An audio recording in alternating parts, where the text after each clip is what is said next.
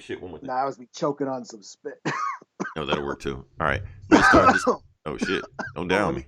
Let me. Outbreak.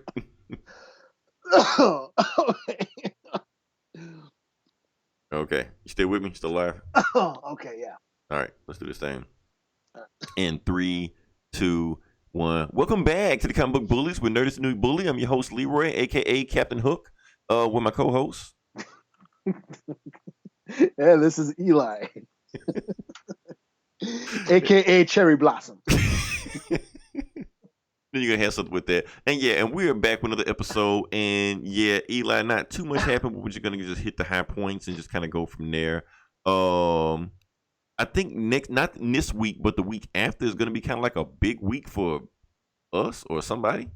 Comic book related, kind of. I guess not for our podcast. Maybe for a podcast. Maybe we'll see how it goes. Basically, what we're talking about is if you Bush. love the shit out of that movie, you're gonna be like, oh. You never know. I'm probably going with my arms folded, not caring what happens, and then go in there and be like the greatest thing ever. And then I'm just gonna jump on the bandwagon, and I'm just gonna jump on Get Valiant. Shut this podcast down. Yeah, man. Pretend we were fans the whole time. Exactly. That's how it goes. I've been with Valiant since 1990. Blah blah blah. Whatever. Oh yeah. Let's celebrity death. Let's start with some sad news. Okay. Okay. Yeah. So Eli, this is a tough one, but bear with me on this one. So we're gonna pay our respects to let me see if I can say this right. Kazuhisa Hashimoto. Oh, is this the secret code? That's the secret code guy. This is the guy that invented the Konami code. That's right. So everybody's upset now. Everybody's like, oh, that's who the guy is. So Eli, give it to me. Off the top of your head, what is the Konami code? I know you know it. Up, down, left, right, A, B. BA. Yeah. Oh, well. And start. And start. So that's Konami code. It worked on Contra. It worked on Gradius, if I remember what the game was. Like a shooting game or something like that. There was a few other Konami games also. One time Konami wanted to be an asshole and they said he put the code in and actually took lives away from you or some shit. You know what else worked that I found my technique? What's that? Start. Hitting start over and over and over because it basically turned everything into slow motion and you could just dodge the shit out of everything. Did that work on every game? Most of those shooters with Contra or shit like those fly like Sky Shark or 1941, those flying game, those up scrolling, where you're scrolling up the screen, flying around, shooting shit, like Galaga type shit. You know what I'm saying? Yeah. Once you get to those really hairy levels where this shit's just flying all over, and you just start hit start over and over, and it basically turns. It pauses the game for a second and then unpauses. Oh yeah, and it just basically turns it into frame by frame. Yeah, and you used to hear the button, but it only works on certain shooters, Yeah, I know. I've done the trick before. Yeah. Kind of annoying after a while, but yes, I see what you're saying. But got you through some shit, Yeah. Especially if it got too hectic. Yeah, especially those shooters got fucking hard. Especially it was a little. Yeah, it was a little the coordination because you got to shoot too and move at the same time. Right, but it gave you that. But if you were trying to maneuver and try to open down, it came in handy for that. Yeah, it gave you that split second. Of, oh shit!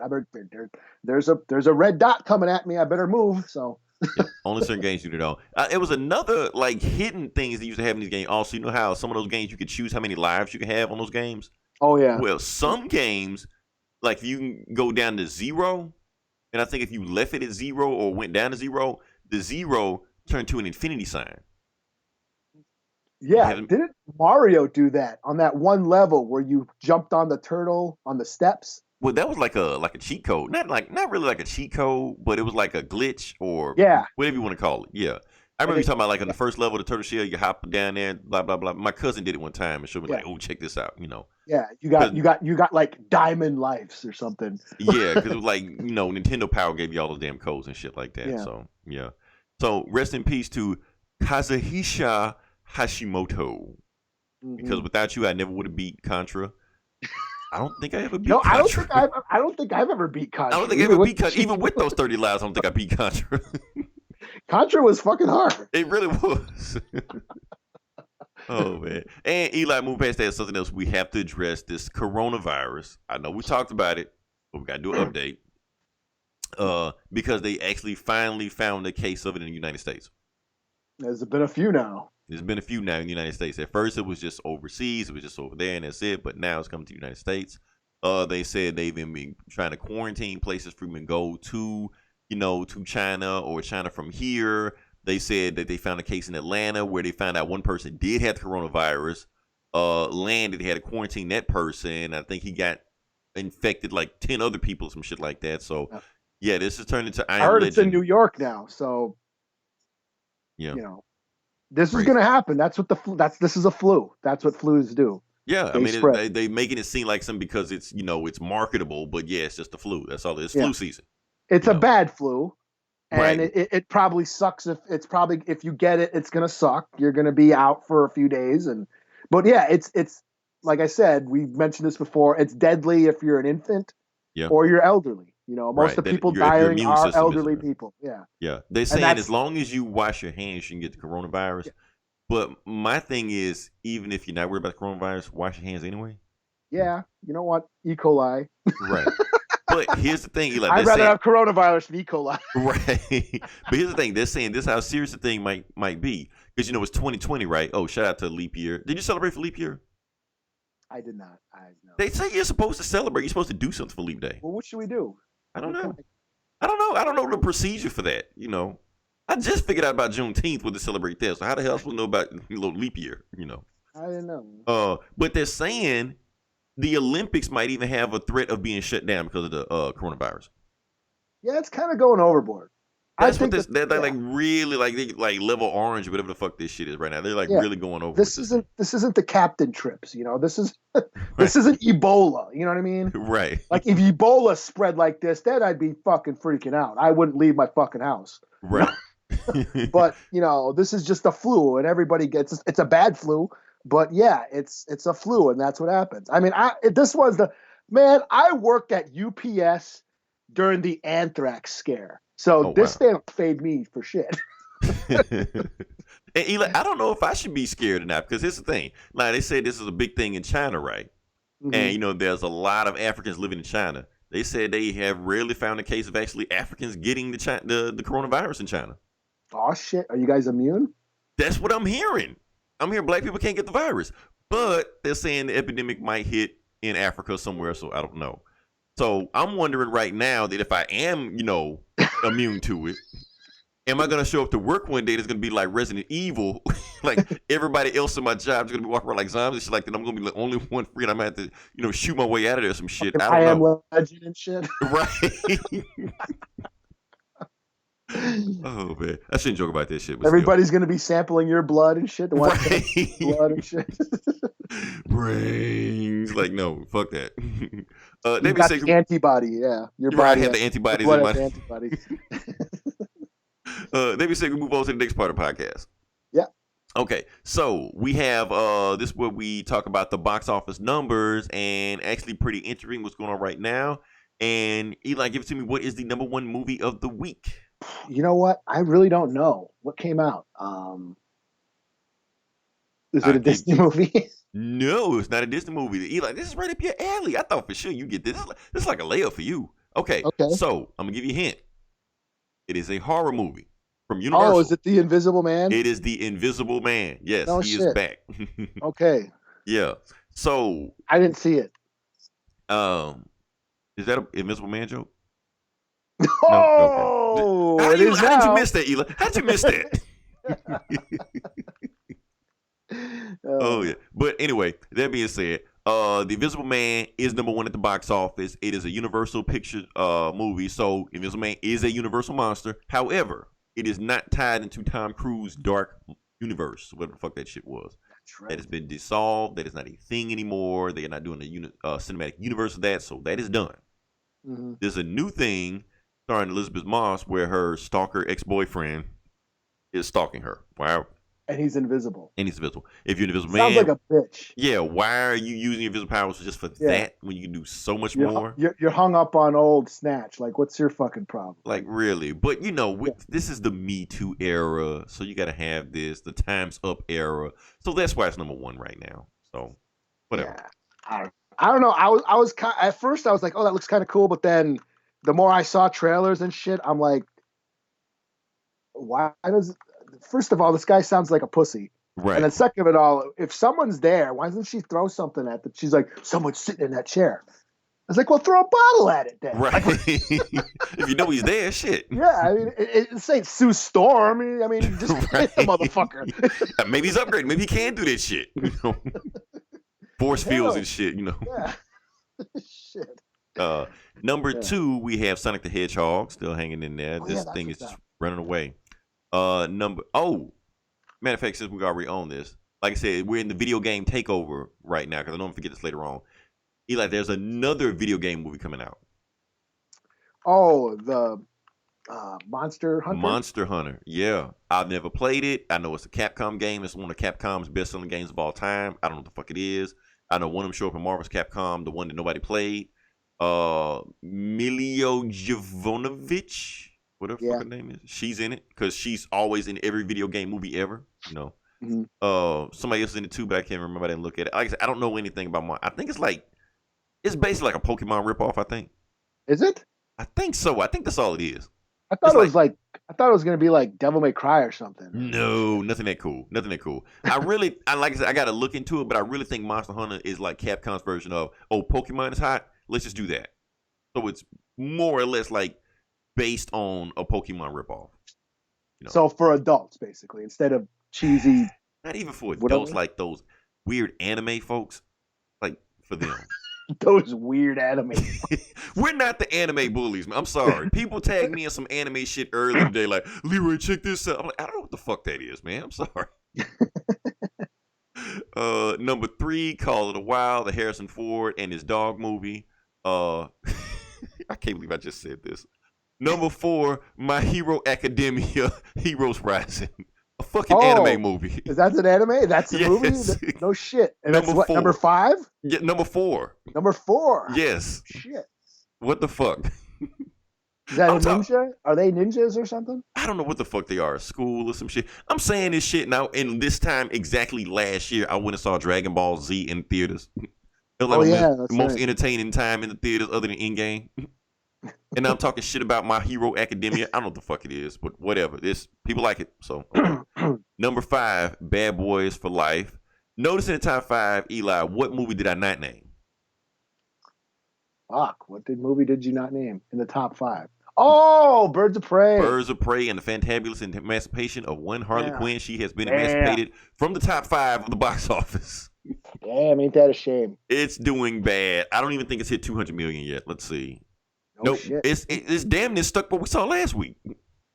Well, of course it would be if it's dropped out the top 5. Some people are blaming that on coronavirus. Like, no. Sorry. Go see it again, man. I saw it twice already. Did you? I thought about seeing it again. Yeah. I liked it. I'd like to see it again. I should just go see it again. I enjoyed it both times. I saw it with different people each time. So I was like, yeah, that's pretty interesting. It's fun. Well, the crowd was into it the second time. But yeah, it's flopping. But that's cool. I mean, look, we don't have to start a grassroots movement and thing for movies to like. If you like a movie and it flops, that's cool. I like lots of movies that flop. And it doesn't hurt my enjoyment of it at all. It happens. Yeah. Yeah. Meanwhile, My Hero Academia is going to take over the box office. So, yeah, whatever. Number 7, Impractical Jokers, the movie. Oh, that's right. I want to see that. What is that? Impractical Jokers, that TV show. It's like a prank show. And they made a movie. Jackass? Kinda. These guys, they basically film themselves. They go out in public and they're like wearing a wire or whatever, and the other guys tell what the guy to do. They make them do fucked up shit on strangers, and laugh. And yeah, it's funny. I don't watch TV. I don't know what the hell this is. It's a funny show. It's been going on forever. What's his? Tell him Steve Dave, one of those guys, the Kevin Smith's homies.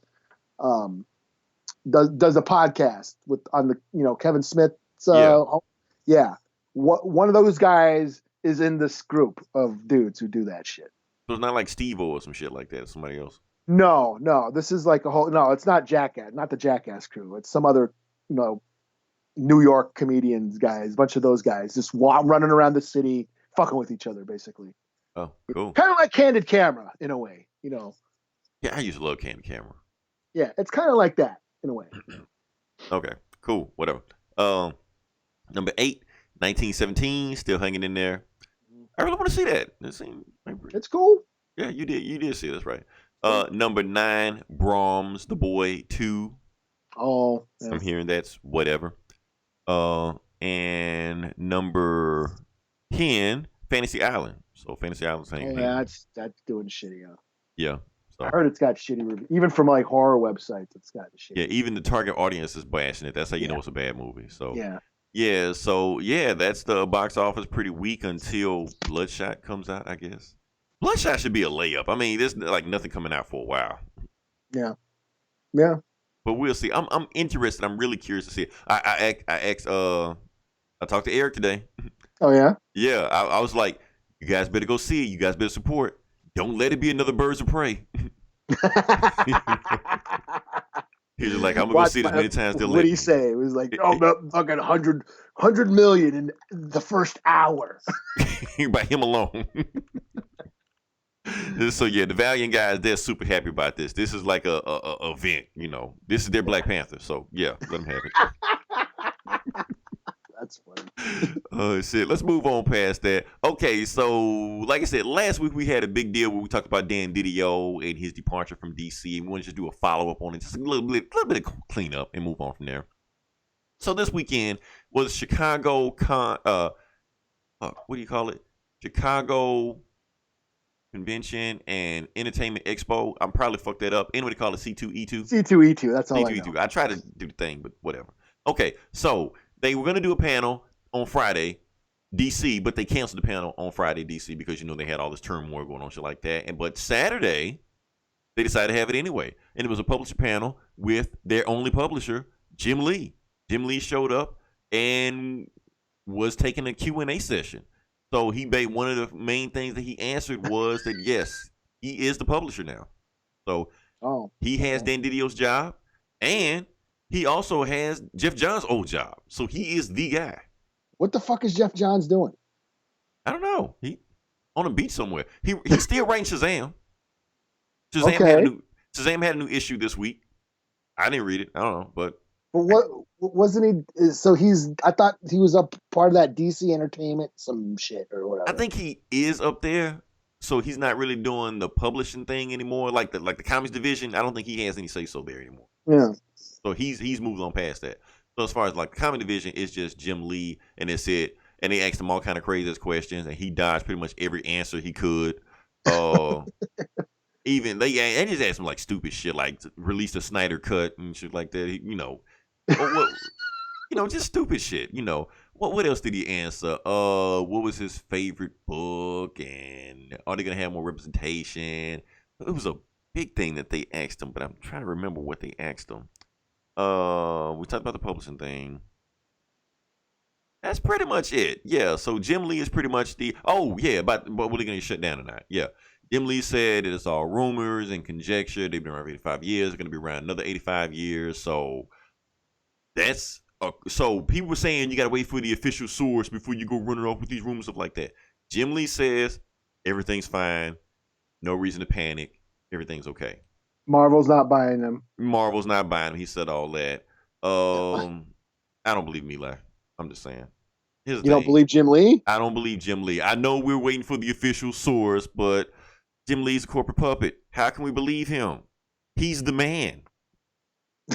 I mean, you can't believe the establishment, So that's my whole thing. And here's the thing about Jim Lee. So do you think they're going to get shut down? I don't think they're going to get shut down tomorrow. But I think they need to tighten up the belts. I started looking at the share numbers and stuff like that. I started digging into numbers and Diamond District, stuff like that. Marvel is actually doubling their shares right now. Like damn near. Like, I thought it was like competition. Like, okay, DC kind of like this, Marvel like that. No, Marvel's like ran away with them. Now you can make all the assumptions that Is Marvel that double because of ships. House of X and shit? Yeah, House of X, and they double ship books, and they make people buy bullshit, and they do variant covers like that. Whatever it is, the point is, if you look at the numbers, Marvel has damn near doubled the share of DC right now. DC has barely got 30% of the market. They don't even have 30% of the market right now. So it's rough over there right now. Now That's I'm why not everyone's having a kid right now in DC. Aquaman and Superman, Batman and Catwoman are having a kid. right? What the fuck, Booster Gold? Like, what the fuck, Booster Gold Junior?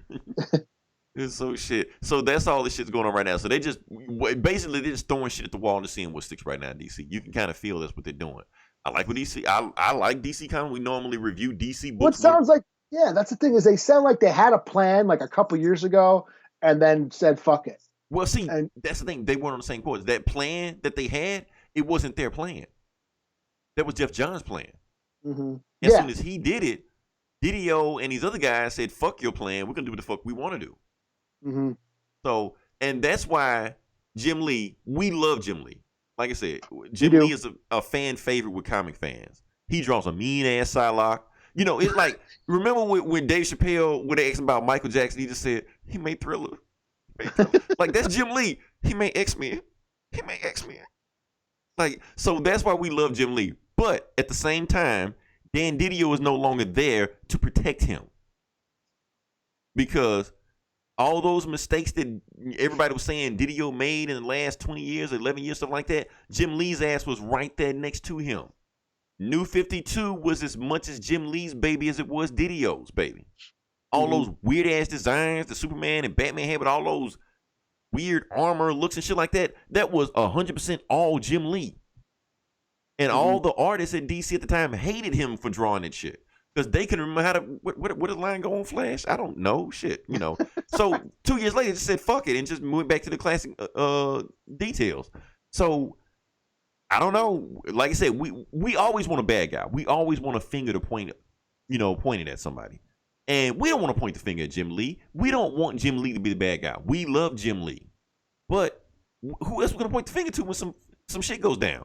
When we get gay Superman and black Batman and non-binary Wonder Woman and shit like that. You know, we're going to have to point the finger at Jim Lee.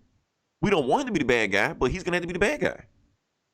So, I don't know. Unless they get another guy in there, Now, what's this shit about Quesada? Oh, I'm glad you brought that up. Okay. We talked about, I don't think we talked about it last week. I think I argued with Gomer online about it. I just heard about this like a couple days because ago. the thing is, Quesada doesn't really have shit to do now. Because Quesada was the guy over in Marvel, but Kevin Feige has his job now. Yeah.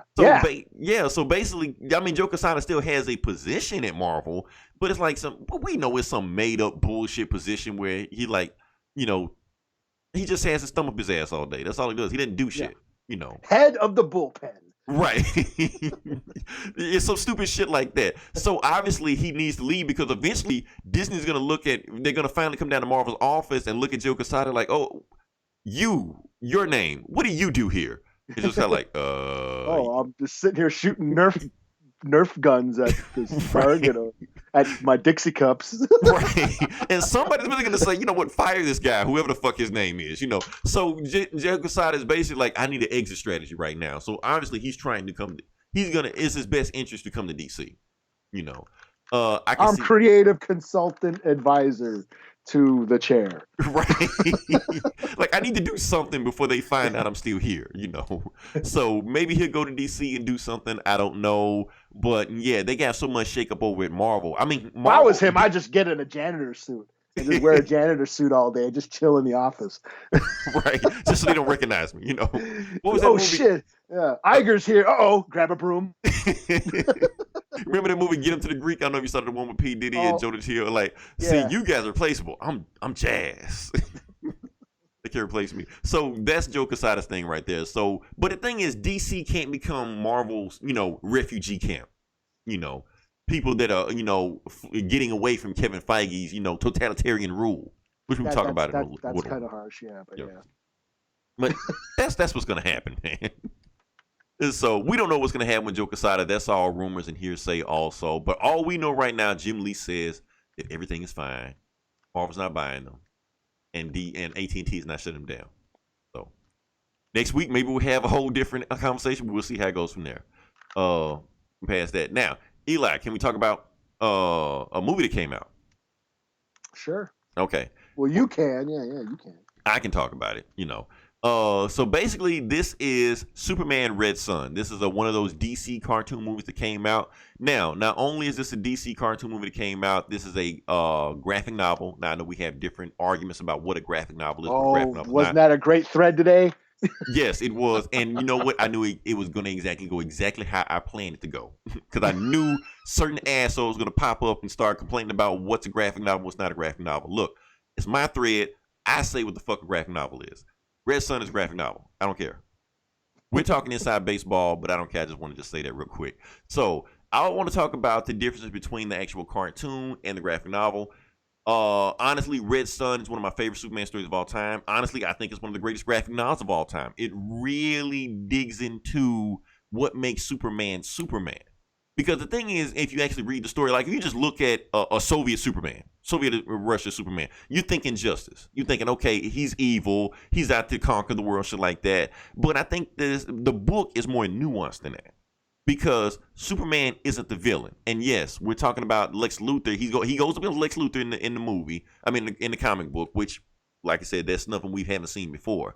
But Superman necessarily isn't the villain of the story, even though he is Soviet Superman, and Lex Luthor isn't the villain either, even though he represents, United States capitalism.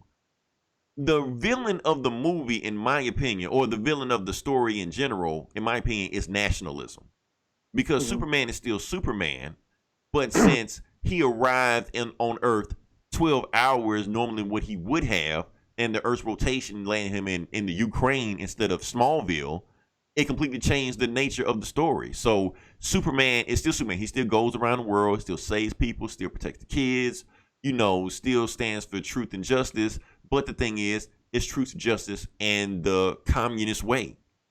So that's where it's at. And the United States, since they're already in a Cold War with the Soviet Union, and now the Soviet Union has the most powerful weapon on the planet that can even, that nukes can't even stop, it changes the course of history. And it's really interesting. You got people showing up. It's like little details in it, like JFK is married to Marilyn Monroe because since the United States was not the biggest threat on the planet, they had no reason to kill JFK.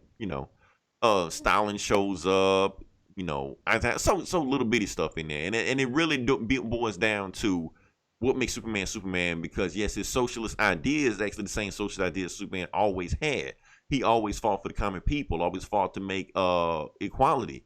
And if you look at socialism, communism, that's kind of things they preach. I'm not advocating communism. I'm not saying that. USA.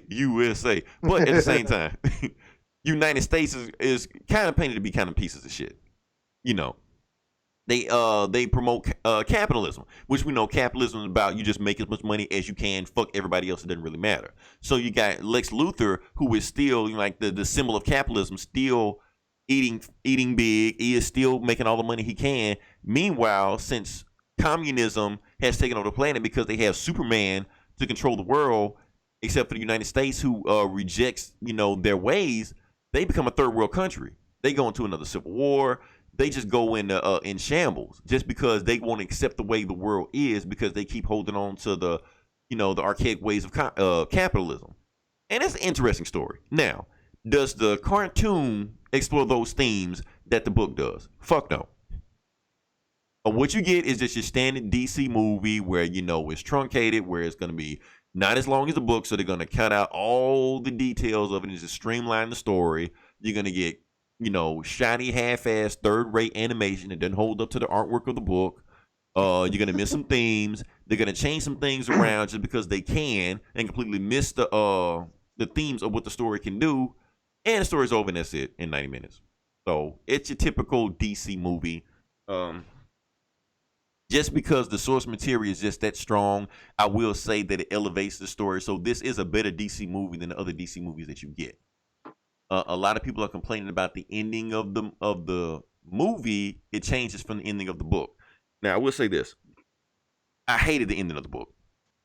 I thought the ending of the book was fucking stupid. I thought the halfway ending of the book was fine, but then they tacked on another ending that made no fucking sense. And I did some research on it. Grant Morrison actually came up with that ending, not Mark Millar. That made no sense. The movie completely ignores that, and I think it's better for that. So if you watch the Red Sun, it's certain things they did, Eli, that just really pissed me off, but I don't really want to talk about it right now. But they changed some things that it's like they changed things just for the sake of changing things, and it changes the tone and the characters of what they were standing for. And I don't know. It's a cool story. I do feel like that if you're going to look at the story, make sure you read the book also before. That way you can kind of get the whole gist of the whole story, because they really leave out a lot of stuff and just kind of streamline the stuff. Overall, like I said, the story still is strong. I'm going to get a 3.5 out of 5. It's still one of DC's better entries. It's better than that Wonder Woman Bloodlines thing that just came out with, but it's not like Red Hood or anything like that. Like, not one of the upper levels. It's just another DC property. So yeah, that's what I got with that one. Well, it wasn't on the DC app, which I was like, I'm I would have glad watched you asked about that. I'm glad you asked about that. Okay, so I was on the forums of the DC Universe app, and because I was asking about Bloodlines also. So they have a new policy on DC Universe app. They don't release movies until 90 days after it's been released now. Yeah.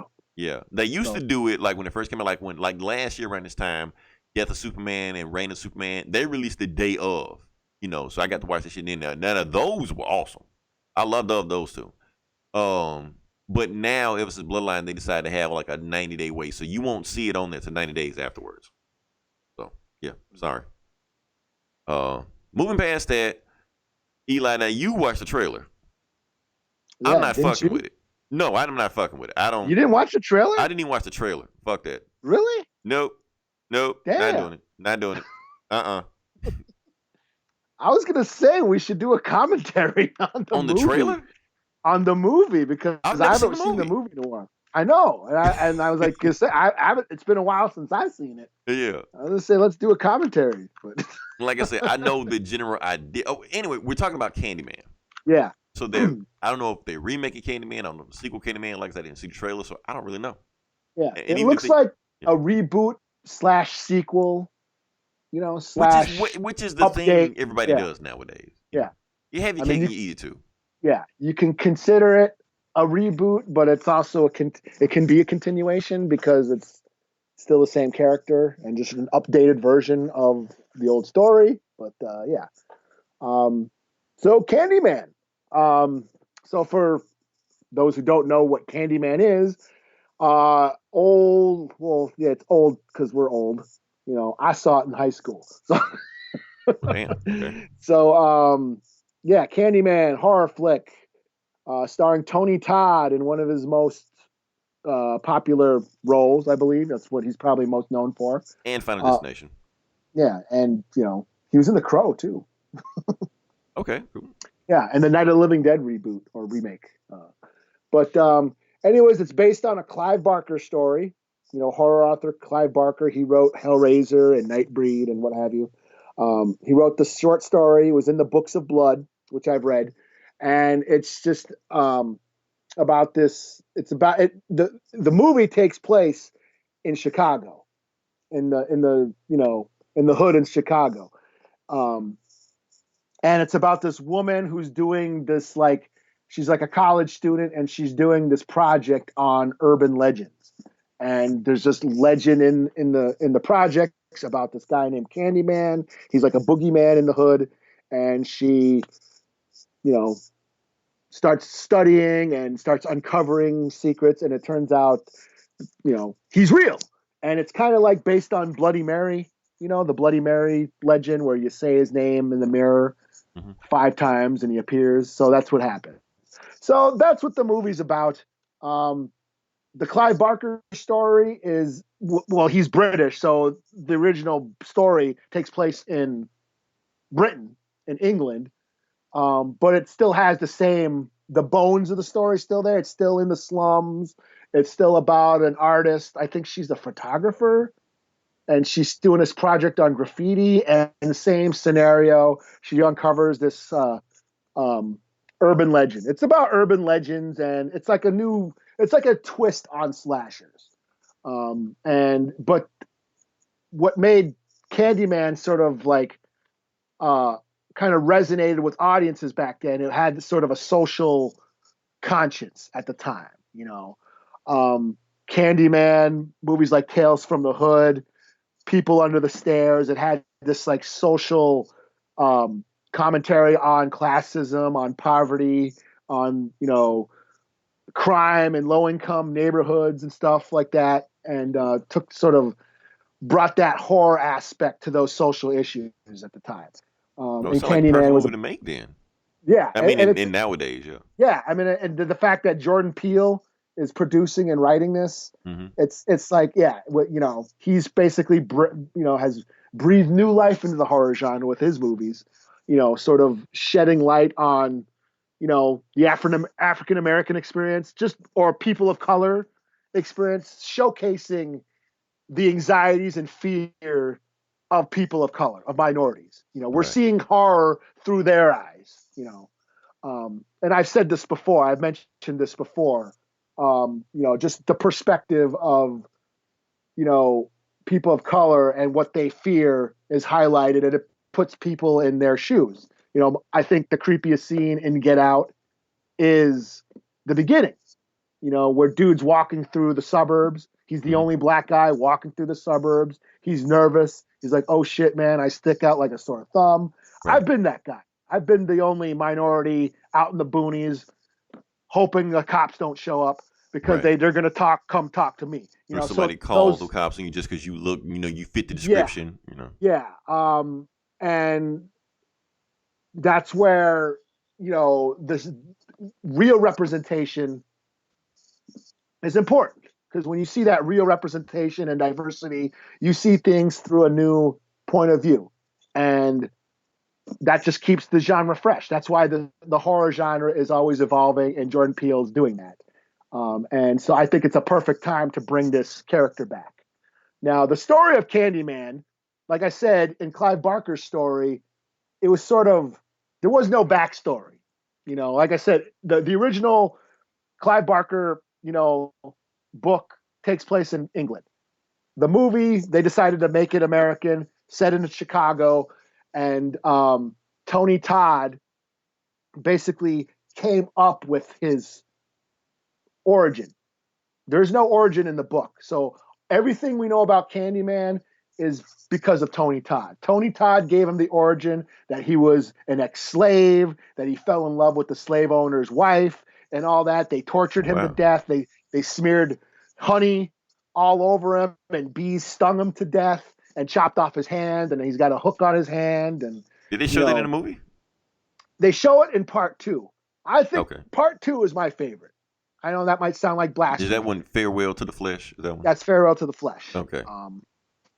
Yeah, quite the Method Man. I remember wrote a couple. Method Man was a horror fan. He actually had some rhymes about Candyman. You know, Method Man from Wu-Tang. We had to break that down, yeah. Yeah. I was very cynical at the time I saw the first Candyman. I thought of it as a white savior. Here's this white lady goes into the hood to try and help out, you know, the plight of the city and all that shit.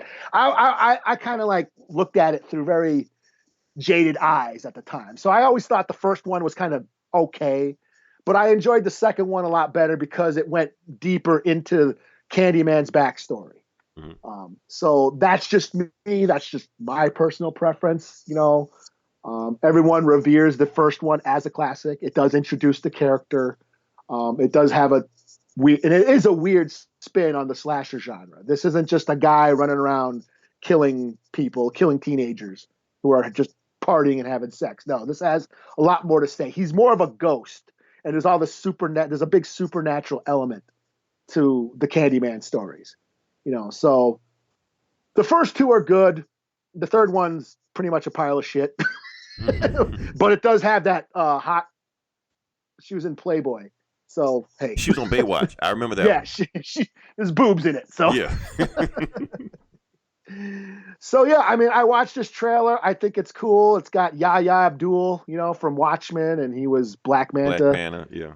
I don't think at first I thought he was going to be playing Candyman, but I guess Tony Todd is I in mean, this he movie. owns that role. It's like, when Yeah, you try to get somebody else to be Freddy Krueger, doesn't work. yeah, Yeah. yeah. I mean, he won't confirm that he's Candyman, but he has confirmed he's in this movie. And what if it's like the So next generation, where at the end of the movie, yeah, Yaya becomes the new Candyman? something. Because I thought Yahya, I was like, yeah, Yahya would be cool as Candyman. But then I saw the trailer and he's like an artist. He's like a painter or something. Yeah.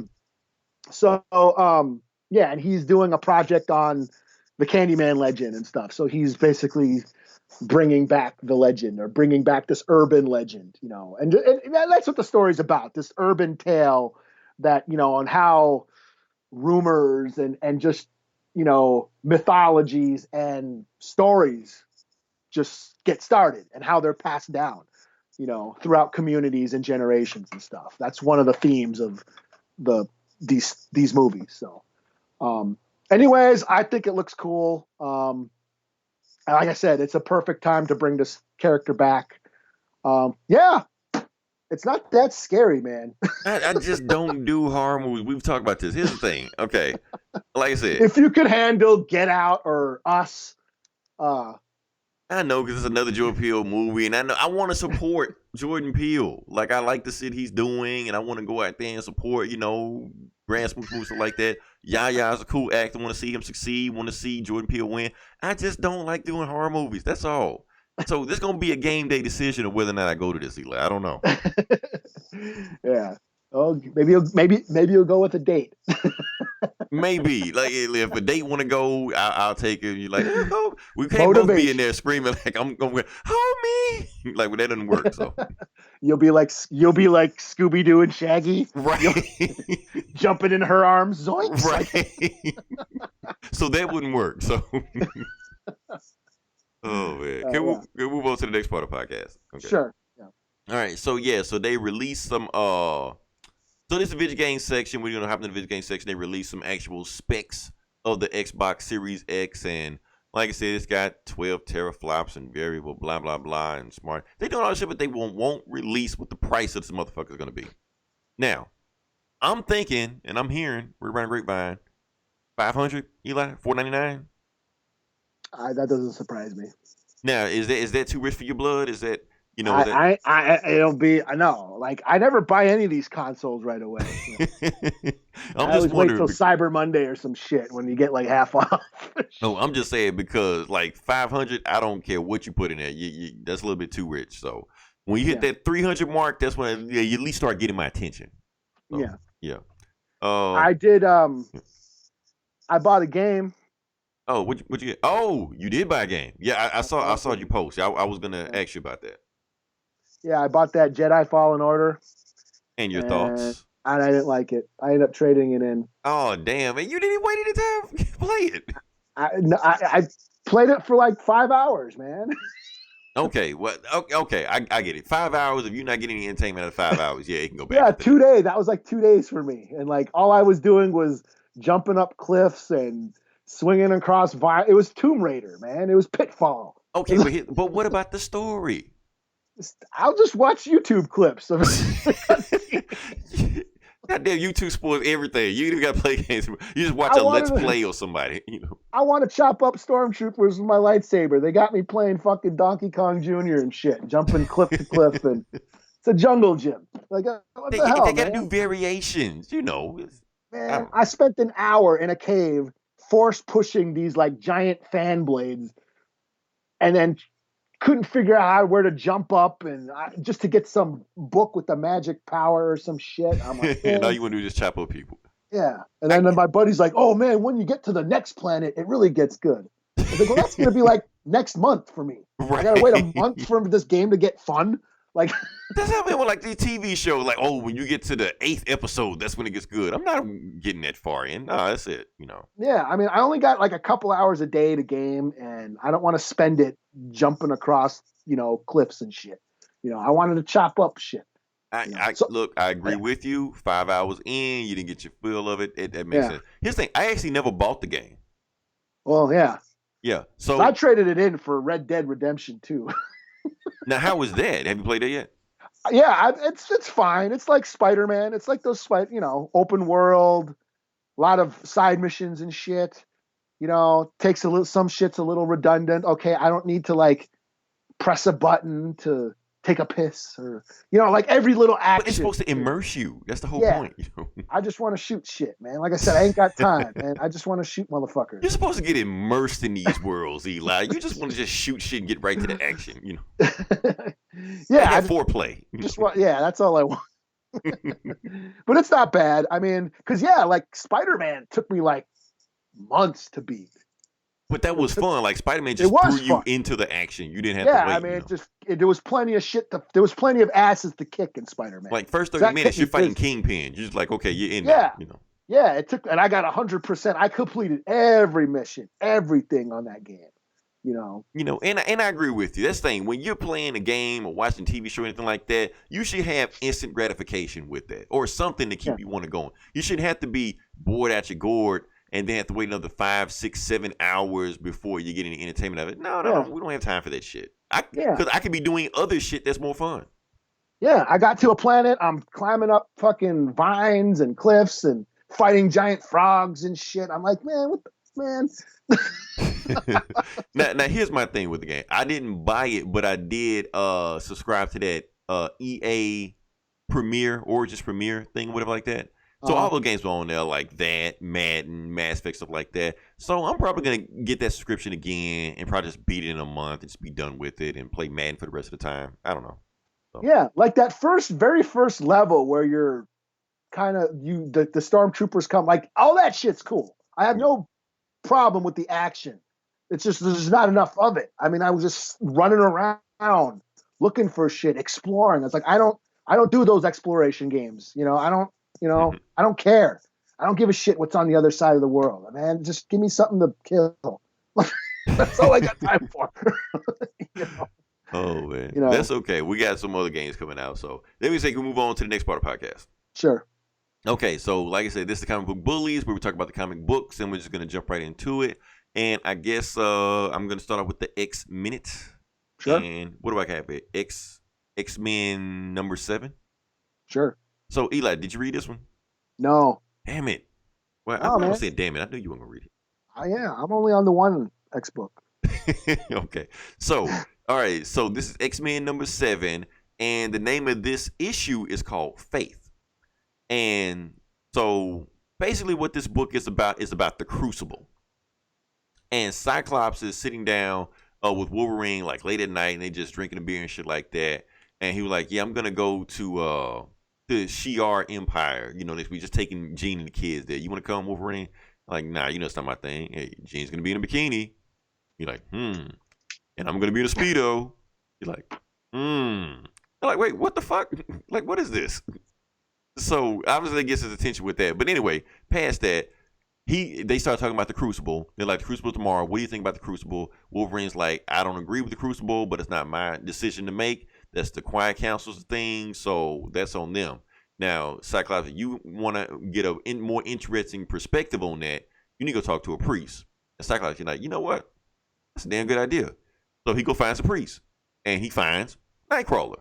Because he's heavy into religion, stuff like that. And Nightcrawler's just having all these contemplations like that. He said just being in Krakoa, just in general, is testing his faith, especially just living here and the resurrection protocols they have and the crucibles going on and all this testing his faith right now. So that's when they walk past this campfire where they see a bunch of these kids and they talk to Exodus. Now, Eli, Exodus is actually another Native American X-Man. Actually, X-Man villain. But oh, shit. Yeah. He was a villain, but he's good now. He was like Magneto's something. Accomplice, prophet, whatever. Old guy, he's back now. He's telling his campfire story to these kids, and basically he's telling them that, kids, do you remember why we have the Crucible? Like, what is the Crucible? The Crucible is basically like when they take mutants that don't have any more powers, and they get powers. But when they get the powers, they have to die. And why is this the reason? It's because, and he says the name, because of Scarlet Witch. And the kids get scared. They're like, don't say that name. Don't say that name. Ooh. So basically Scarlet Witch is like the boogeyman of kids.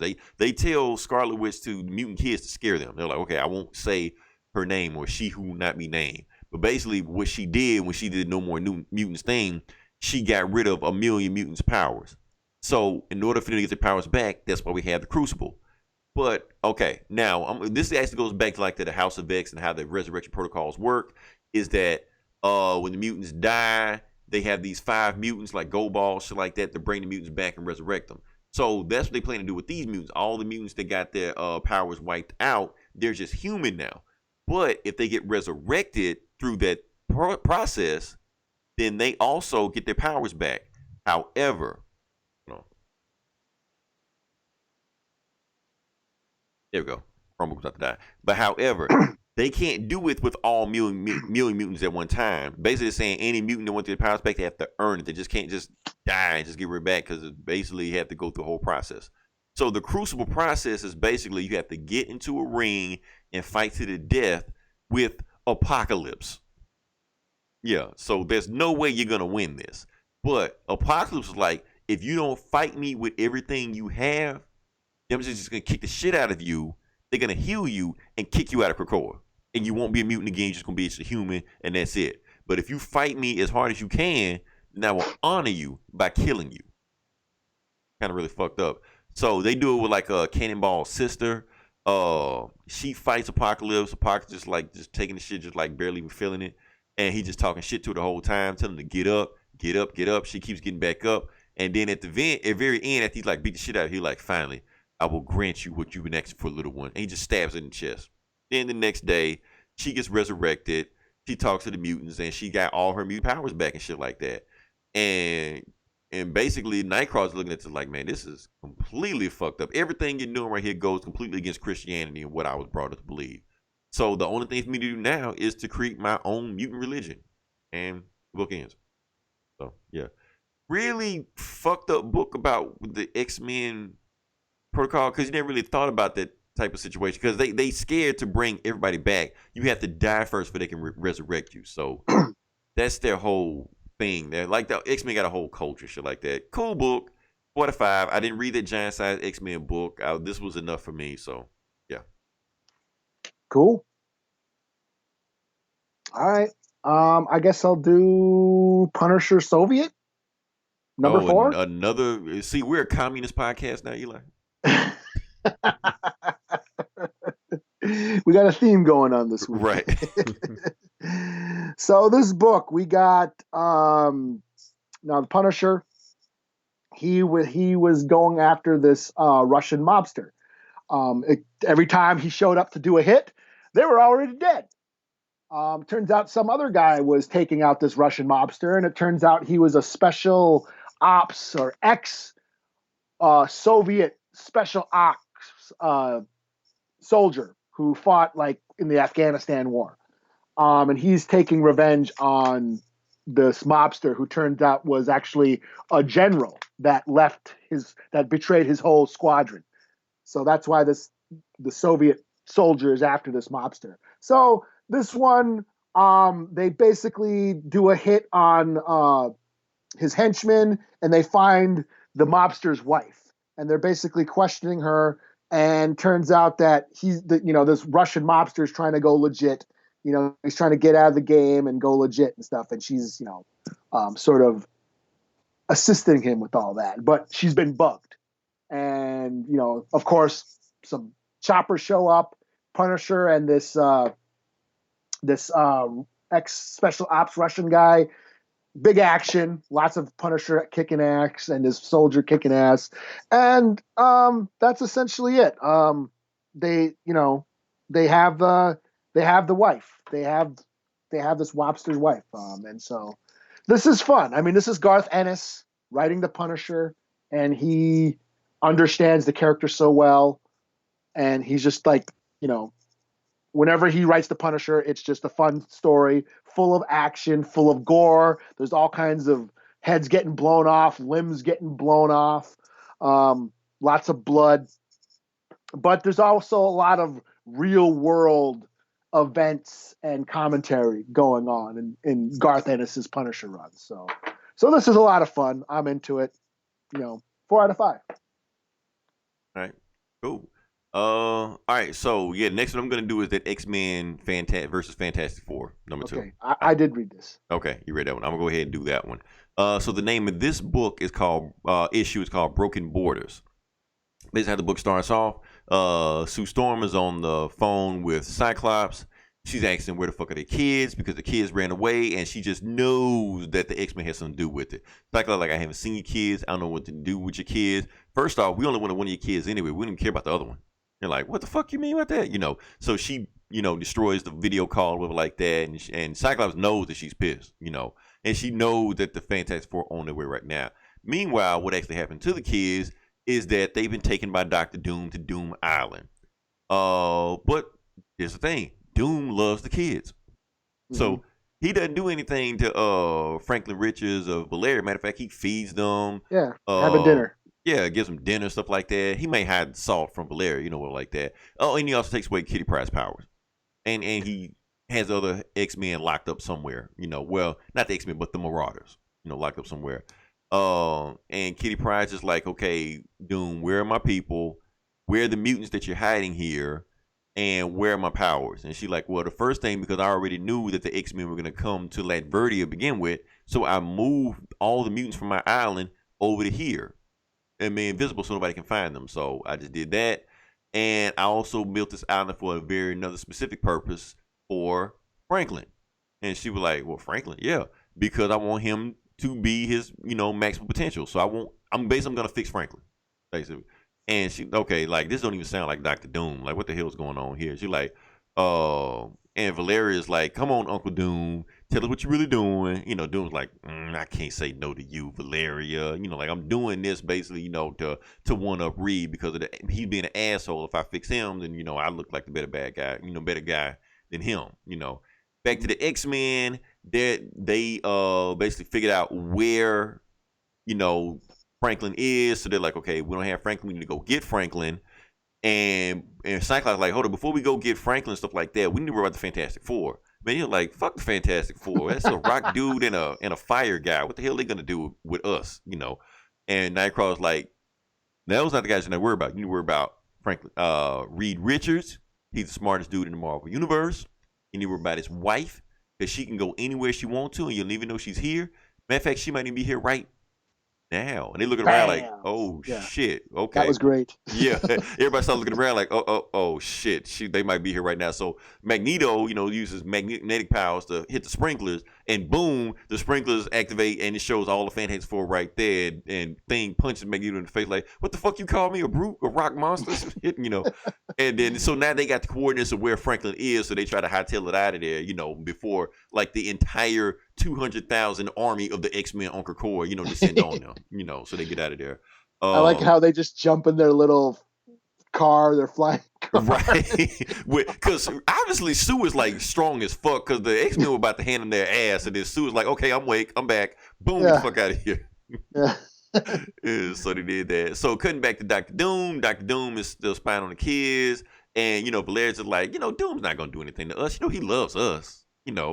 He's just doing this shit to fuck with our dad. That's all. And Doom's like spying on him. He's like, yeah, that's one reason why I'm doing it. And then he's talking to his liaison back in Latveria. He's like, you need to come down here to help out? He's like, no.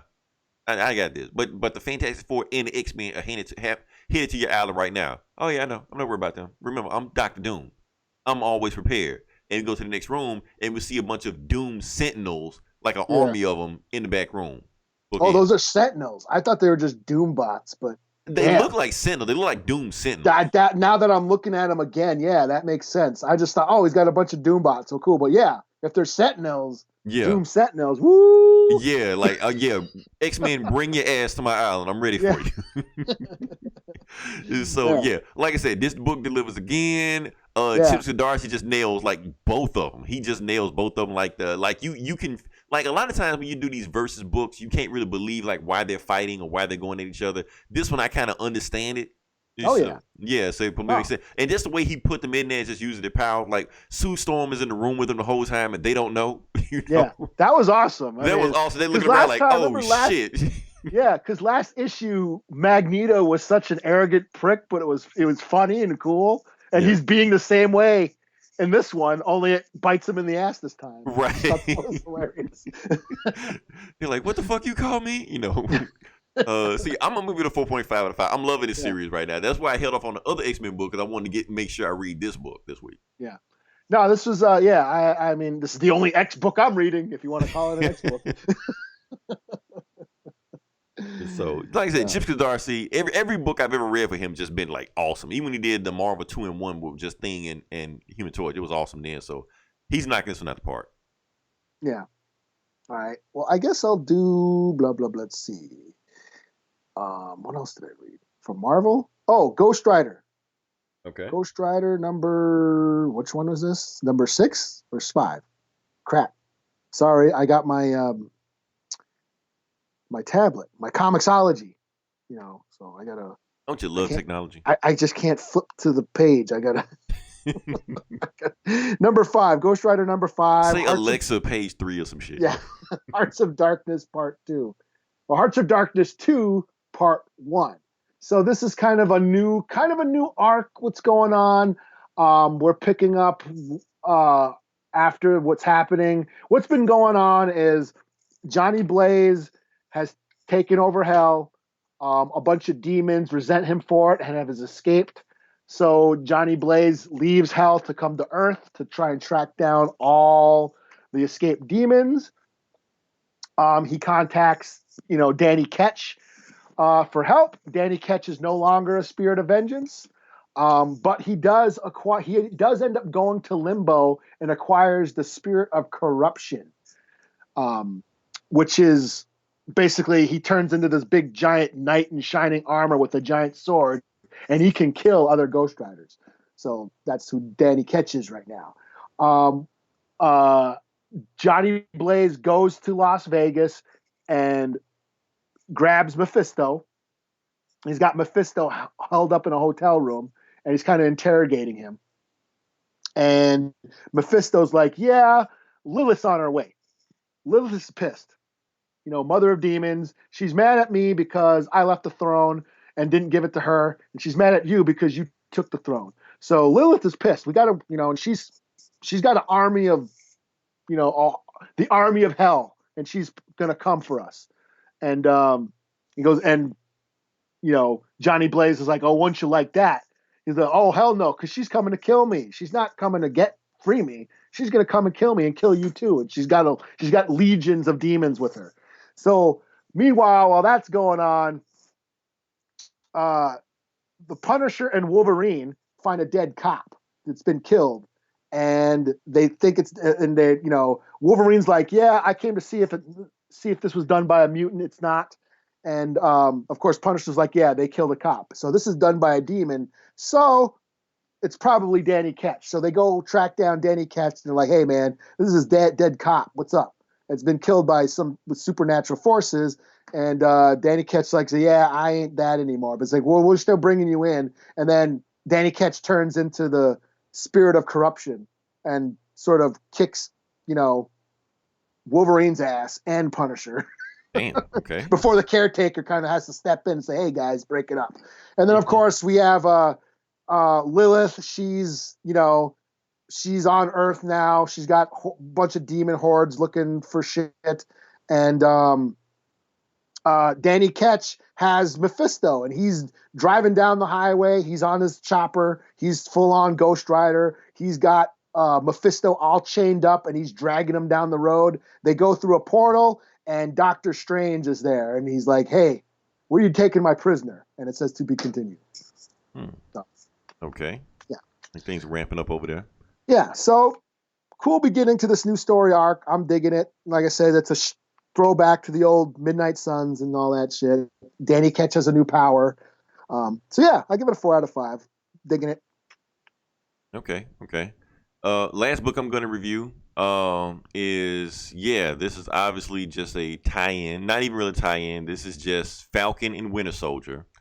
To let you know, this story is obviously not connected to the Disney Plus story that is coming out. This is in the 616 universe. And it's just a 5-issue miniseries. So a lot of people, and this is not the top tier artists or creators or writers that they have on this book. So let's review it and just get to it. So basically, book starts off in Indiana at Bucky Barnes' home. He's just in there chilling. He has a pet cat. They don't name the cat. Doesn't really matter. His squad breaks in the door, tries to kill him. He kills all of them, leaves with the cat and the motorcycle and leaves. Boom. That's how the book opens up. 3 pages. We cut to New York and we cut to Falcon. Falcon is still running his, his social working thing, and somebody didn't show up to the office, so he decided to go to the Office of Federal Utilities to go there. And basically what the Federal Office of Utility is that they're supposedly send out hired assassins to go out and take out, certain places that the government needs that, that they don't want anybody to know. But when he goes to there, everybody's already dead. He's like, wait, what the fuck? He turns around, he sees Bucky already there. He's like, Bucky, what the hell are you doing here? Did you kill all these people? Like, nah, I didn't kill them.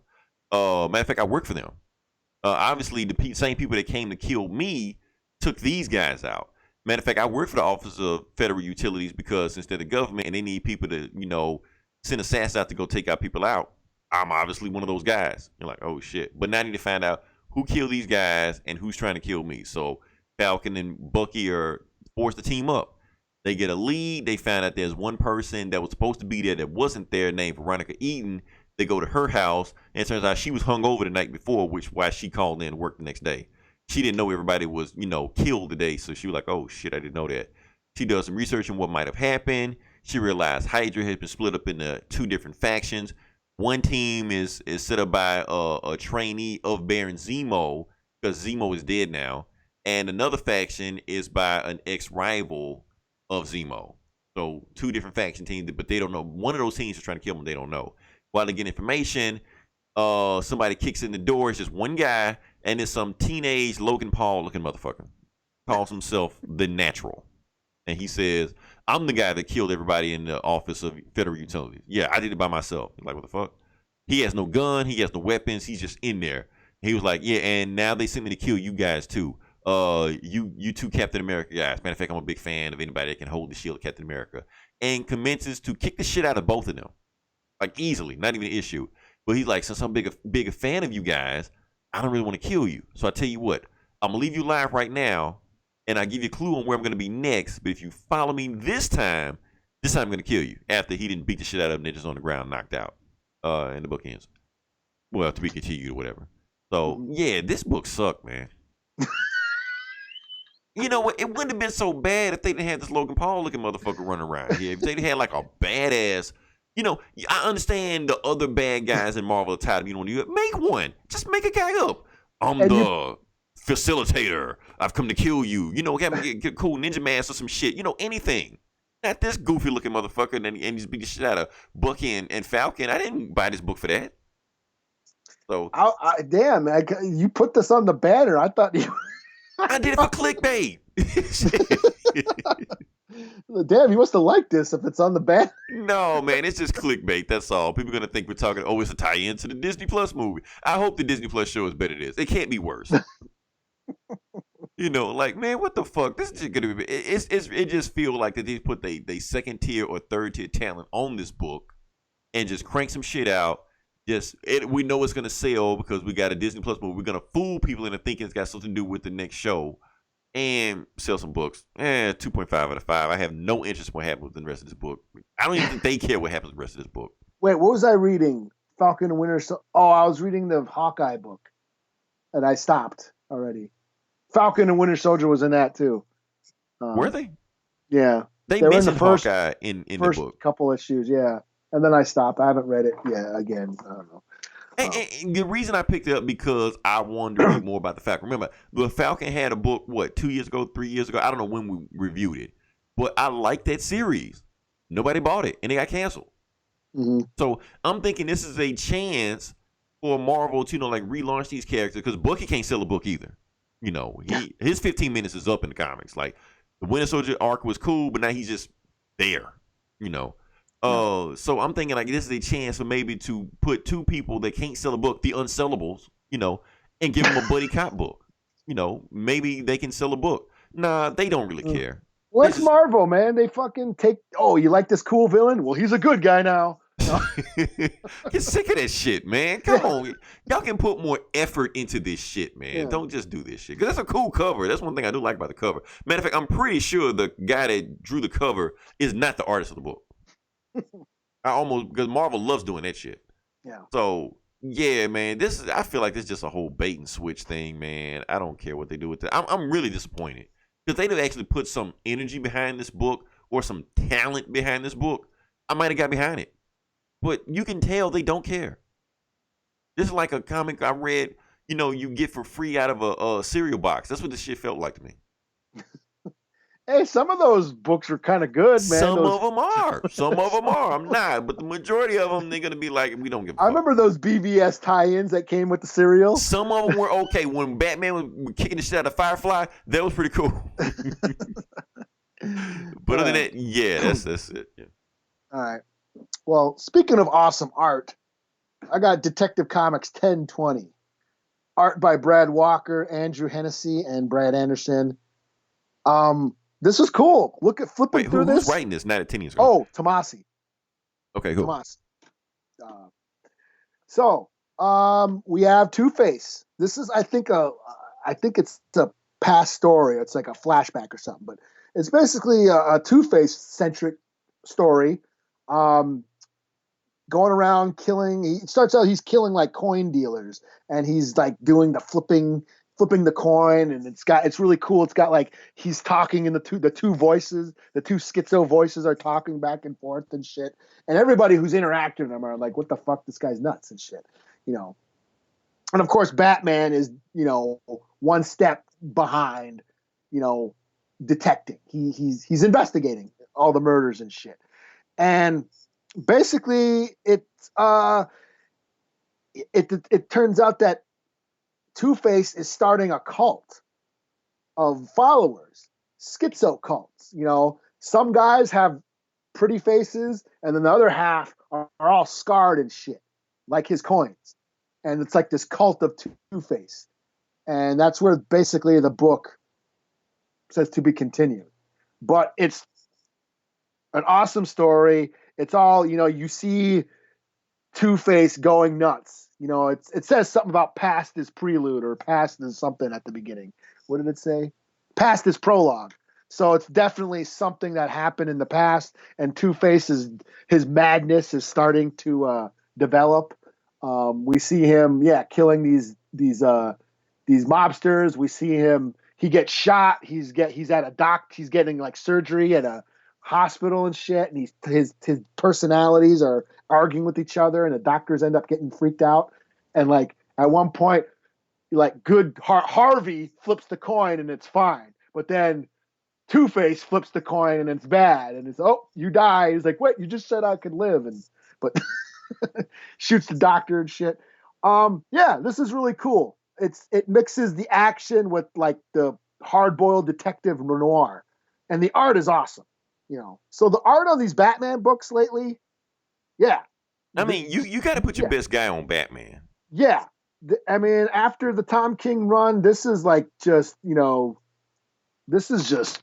I mean, even the Tom King run had their best guys. I mean, art-wise on those two. Yeah, but the run was okay at best. I felt, I feel like Tom King kind of overstayed his welcome. He kind of started petering out after a while. I don't know what the fuck we're going to go. So when he first got on it, he was going, but then he just kind of whatever. So after Tom King's run, this is just a whole new, fresh breath of fresh air. New like life Batman is new life has been breathed into Batman and Detective. So this is two of the best books I think right now are Batman and Detective. I'm digging them. So this is a 4 out of 5. So. Cool. Batman, can't go wrong with that. So, she got any more? No, I'm good. Okay, cool. One more thing I want to talk about before we get in there, but I didn't want to talk about it in the beginning. I want to talk about it at the end. Let's talk about Bernie Sanders. Okay. Reason I want to talk about Bernie Sanders. First off, I still find it weird that he has a Twitch stream where he hosts his shit. And also, something tragic happened at his last rally. I heard something. Yeah. So he had Public Enemy, on his last rally. And they were going to perform stuff like that. And after the rally ended, Public Enemy fired Flavor Flav. Oh, really? Yeah. So he's no longer with the group. They're done with him. What the fuck did he do? Why? So apparently, I just briefly ran over the article, but apparently he had sent Bernie Sanders a cease and desist letter for using his likeness or the clock or anything like that, to advertise for the rally. He's basically saying Bernie Sanders wasn't allowed to do that without paying him. So the group was like, okay, if you're worried about, your money and stuff like that, we're trying to actually do something, that we believe in. We don't need your ass anymore. Man, you was already on thin ice to begin with. Flavor Love was the last straw for us. So after that, there was like, what's her face on stage? What's her name? Right. Bridget Nielsen. Right. So we were already done with your ass anyway. We were trying to give you one more chance. You did some more stupid shit like this. So yeah, Flavor Flav is no longer with the group. Apparently Chuck D owns like 100% of Public Enemy, so he can really just go on stage by his damn self and just call himself Public Enemy, and nobody will have a problem with that. So, well, damn, who's gonna do 911 as a joke? That's the thing. Maybe it's not just gonna do it. Maybe get a who's gonna do Coco Lampin? They just get another guy. Just hell, the Temptations and the Four Tops replace guys all the time. Let's get another Flavor Flav. Get him imposter. Flavor Flav look like contest. Let's do it. There's got to be other hype mans around, Yeah, they'll do somebody, man. But yeah, this is the end of an era. And we talked about this the other day because you were talking about how rock bands can go like in the 80s and 90s and perform all the time like that, but rap groups really don't do that. Like Public Enemy have to be in their 60s. Yeah, I was in high school when I was bumping shit. Yo, Bum Rush the Show, Takes a Million Nations, all that shit. Yeah, or Nation of Millions. Yeah, so you hate to see stuff like this. Yeah. Yeah, so you hate to see stuff like this. And I'm old. I'm in my 40s. Right. So they got to be in their 60s, at least like mid 60s, maybe, still out there, rapping, stuff like that, and they're doing political rally stuff like that. But why would Flavor Flav fuck this up? I don't know. It may hurt them because let's be honest with you, he was the one that people wanted to see at Public Enemy concerts. Yeah. He was the hype man. He was the guy, Yeah. So end of an era. Damn you, Bernie. Yeah. So, hey, we talked about enough socialism in this podcast. Breaking up Public Enemy. What the fuck? Right. If you listen this long, definitely like, share, subscribe. We have our sister podcast, Geeks Avs, and we have. I just did an episode today, so just did episode today. Download both. Plug your other one, Eli, because I know you have another one. Oh yeah, and then I'm doing also, what am I calling it? The Geeks Avs Clone Wars Escape Pod, which is I'm just reviewing every new Clone Wars episode every week. Cool. So definitely check that out. Like I said, we got Comic Cast. We have TGIC. They call it This Geek in Comics, but I like to call it Thank God for Comics or whatever. Or the Shit Talk Show, whatever they like to call themselves. I don't know. Supposedly the most entertaining podcast is going to be for the next 2 weeks is going to be Get Valiant. Listen to those guys. They're going to freak the fuck out for the next 2 weeks. So very exciting times over there. We have Instruments of Destruction. We talk about Transformers and G.I. Joe and all that. Wrestling Council. Is that a thing? Still got that? Yeah. I think doesn't Boogie have a new show or his own show or something? He always has a new show. Every time I turn around, every time I go on Twitter, Boogie is podcasting. Like, what the hell? Oh, shit. Does he spend time with his family at all? Like, what the hell, man? Every time you just always podcasting. Like, every night he's got a new pod and shit. Welcome to our new show, our new show. Like, what the hell? Yeah, because I Who saw are these people with you? The Boogie Show or something, yeah. I think you check out the Boogie Show. Yeah, shout out to Boogie. Yeah. Oh, and another one. Bad Idea. Oh yeah, that's right. Yeah. I've listened to it. So yeah. And like I said, next week we'll have some new stuff coming in. We don't know how it go, but definitely listen and we'll come with another crazy idea of what's going on with this podcast. So until then, this is Leroy. This is Eli. And up, down, left, right, BA, start.